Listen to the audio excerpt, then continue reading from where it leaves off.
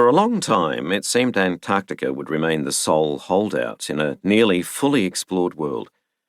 The approaches were too difficult and dangerous, and the material benefits to the exploring nations were too few. No crops or minerals were waiting in the wilderness beneath the Antarctic Circle. Far from being a land of plenty, the Antarctic continent, if it was that, was no place for human beings. James Cook, the first navigator to cross the Circle, found he had to contend with the stormiest, most iceberg-strewn seas in the world. Then he ran up against a hard obstacle in the shape of a vast belt of pack ice. Sailing into the pack seemed tantamount to suicide, and it stopped Cook in his tracks between 1772 and 1775. He followed the ice edge until he had completed a full circumnavigation of the Earth at a high latitude, but he saw no land, only wide, rolling ice fields. There was still enough room for a hypothetical continent twice the size of Australia in the region Cook had skirted, but he thought if any land existed, it must be condemned to everlasting rigidity by nature and useless to the discoverer. The next explorer to cross the Circle was the Russian Captain Bellingshausen, more than 40 years later. Armed with Cook's books and charts, Bellingshausen completed another high-latitude circumnavigation of the Earth.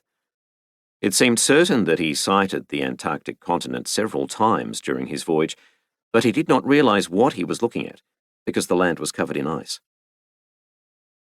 The Russian did not penetrate beyond Cook's highest southern latitude, 71 degrees and 10 minutes. That honour went to James Weddell, one of the hundreds of whalers and sealers who were now venturing into the Southern Ocean in search of fresh hunting grounds. The year after Bellingshausen had returned to Russia, Weddell crossed the Circle from the Atlantic side, and finding the ice conditions unusually open, surpassed Cook's record by more than 300 miles. He saw nothing but open sea before him and had to turn back on account of low supplies. The next long strides towards understanding the Antarctic landmass did not take place until a generation later, when mid-Victorian scientists became interested in measuring the Earth's magnetic field. In 1839, James Clark Ross sailed from Chatham in command of two heavy bomb ships, the Erebus and Terra. He arrived in Hobart to find the French Commodore d'Urville and the American Lieutenant Wilkes had already gone on ahead of him.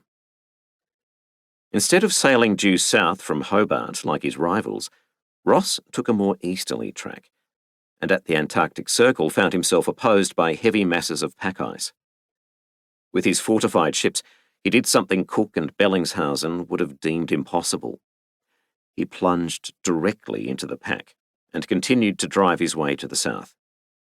5 days later, he broke through to an open sea on the far side, and land loomed ahead of him. The pack, he discovered, had been guarding a vast region of mountains and glaciers. He claimed the land for Britain, naming it after Queen Victoria, and went south along the coast. For 360 miles, the mountains ran on his starboard side like battlements of rock and ice. Somewhere beyond the mountains lay his original object, the position assigned to the South Magnetic Pole by Carl Gauss. That point would be impossible to reach, but the way to the geographical South Pole, directly south, appeared to be open. It seemed the coast would lead Ross all the way to the pole, until he encountered a 200-foot wall of ice through which he had no more power of sailing than through the cliffs of Dover.